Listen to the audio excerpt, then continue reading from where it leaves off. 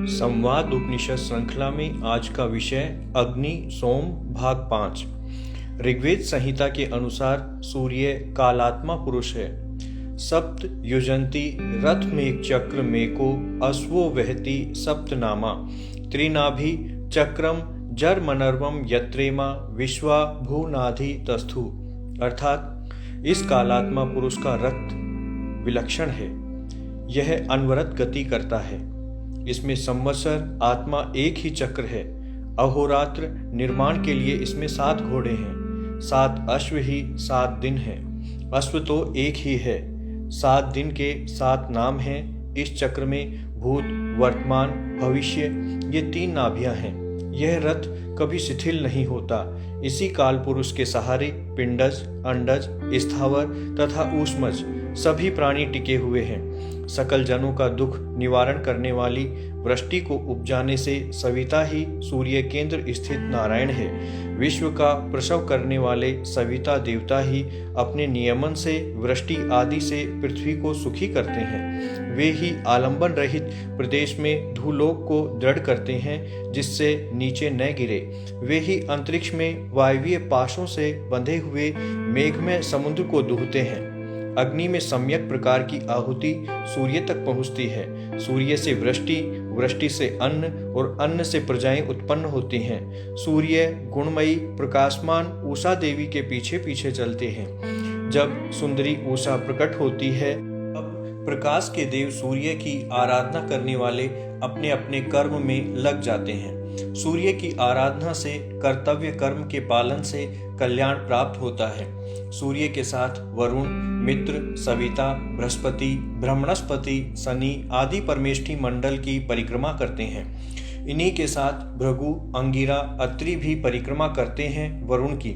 सभी तत्व सूर्य से प्रकाशित होते हैं। सूर्य के साथ चंद्रमा, नक्षत्र, विद्युत, भूत, ज्योतियों का प्रकाश समूह बनता है।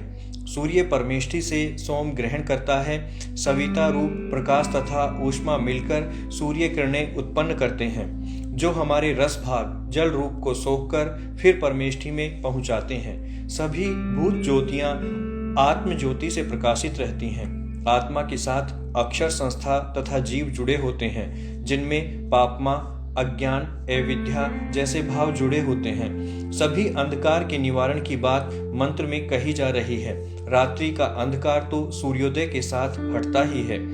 महर्षि पतंजलि लिखते हैं, भुवन ज्ञानम सूर्य संयम मात। सूर्य में संयम करने से भुवनों का ज्ञान होता है। भुवनानि पश्यन कहा है।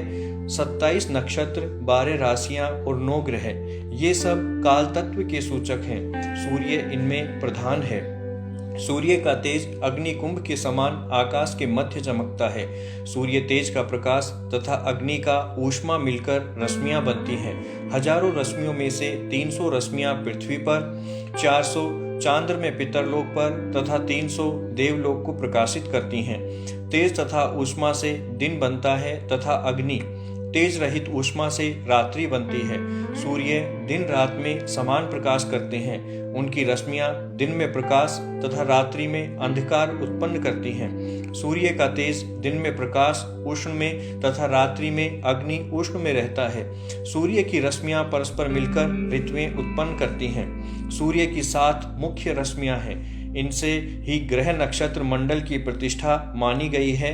इनके नाम हैं सुषुम्ना, सुराधना, उदयन, वसु, संयम, द्वसु, विश्वकर्मा, उदावसु, विश्वस्व्यचा, अष्टावराट तथा हरिकेश। ये रश्मियां ही प्राणियों की प्राण शक्ति है। गायत्री, त्रिष्टुप, जगति, अनुष्टुप, बृहति, पंक्ति, उष्णिक ये 7 व्याहतियां सूर्य की 7 रश्मियों से उत्पन्न हुई हैं। इनको रश्मियों के अव्यय कहा गया है जिनसे ज्ञान, चेतना, संवित संज्ञा बनती है। महर्षि याज्ञवल्क्य ने इन्हीं रश्मियों को पीकर ही व्याहति एवं वेद को अंतर्मानस में आविर्भूत किया था।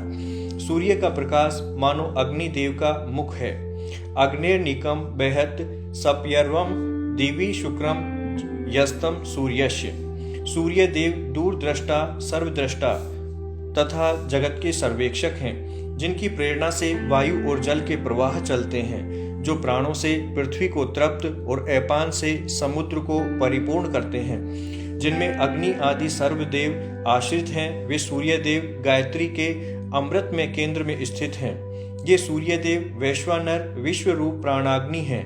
वे ही सबका चैतन्य हैं, सबकी प्रेरक शक्ति हैं, सबकी ज्योति हैं। उनसे ही ज्ञान और धन की उत्पत्ति हुई है। सूर्य की अग्नि न होती तो रत्न भी न होते। आकाश में रवि पथ को 27 भागों में बांटकर नक्षत्र नाम दिया है। 12 महीने और 12 राशियों की गणना करने से सूर्य के 12 नाम कहे हैं। उत्तरायण में दिन बड़े और तेज अधिक होता है। दक्षिणायन में रात्रि बड़ी तेज कम होता है।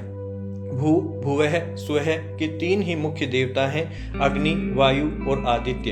ऋग्वेद का एक मंत्र इन तीनों के परस्पर संबंध को प्रतिपादित करता है। अस्य वामस्य पलितस्य होतु स्तस्य भ्राता मध्यमो अस्ति येष्णः तृतीयो भ्राता धृतपृष्ठो अस्या त्रापश्यम विश्वपतिम सप्तपुत्रम। अर्थात सबकी सेवा करने योग्य, सबको प्राण देने वाले, संपूर्ण लोक के पालक, स्तुति के द्वारा यज्ञादि में आह्वान करने योग्य इन प्रत्यक्ष सूर्य देव का बीच का भाई अंतरिक्ष का वायु रूप सर्वव्यापक है। इन्हीं का तीसरा भाई घृत से प्रदीप्त होने वाला अग्नि है। इन तीनों में सर्वत्र फैलने वाला 7 किरण रूप पुत्रों के साथ सूर्य देव ही को सबका स्वामी और पालन करने वाला जानता हूँ। सूर्य, वायु, अग्नि ही तीनों लोकों के 3 देव हैं और इनमें परस्पर संबंध है। इन अंतरिक्ष में अग्नि और वायु भी साथ हैं। विज्ञान भी मानता है कि जिन वस्तुओं में हम रूप देखते हैं उनमें रूप नहीं है। रूप सूर्य की किरणों में है। वस्तुओं में एक प्रकार की भिन्न भिन्न शक्ति है, जिसके कारण कोई वस्तु सूर्य किरण के किसी रूप को उगल देती है, शेष रूप को खा जाती है। रूपों को बनाने वाली सूर्य किरणें हैं। सृष्टि का मूल बताने वाली विश्व विद्या के अनुसार सूर्य स्थिर नहीं है। यह अपने से कहीं महान ग्रह परमेष्टि के चारों ओर अयन वृत्त पर परिक्रमा कर रहा है।